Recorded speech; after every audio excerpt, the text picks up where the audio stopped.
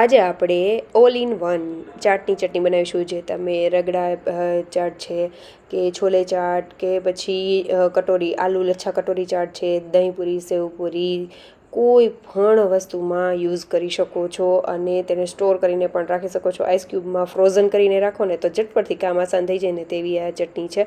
એટલે કે તો સૌથી પહેલાં આપણે મિક્સર જાર લઈ લેશું, તેમાં ફુદીનો એડ કરીશું અને સાથે કોથમરીને દાંડલી સાથે એડ કરવાની છે. તેની ફ્લેવર બહુ સરસ એવી આવે છે. અને 1 થી 1.5 ઇંચ આદુનો ટુકડો એડ કરીશું કટ કરીને. 2 તીખા મરચાં એડ કરેલ છે, તમે તીખાશ તમારે જેવી ખાવી હોય એ રીતે વધઘટ કરી શકો છો. 3 આઈસ ક્યુબ એડ કરેલા છે, સ્વાદ પ્રમાણે મીઠું અને અડધી ચમચી જેટલું જીરું એડ કરેલું છે. તેનાથી ટેસ્ટ ખૂબ જ સરસ આવે છે. અને આઈસ ક્યુબ એડ કરવાથી જે ચટણી છે તેનો કલર એમનેમ ગ્રીન જળવાઈ રહે છે. અને જો જરૂર પડે તો ઠંડુ પાણી એડ કરવું, તેનાથી પણ બહુ સારું એવું રિઝલ્ટ આવે છે.